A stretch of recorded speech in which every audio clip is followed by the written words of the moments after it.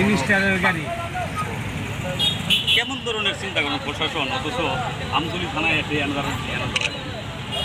দিচ্ছে ওরা আয় না আর চুপচাপ হন?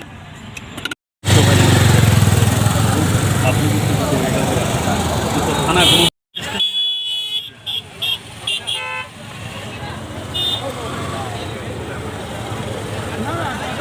দেখেন না, আপনারা নাম তো পেশ করেন না, দেখেন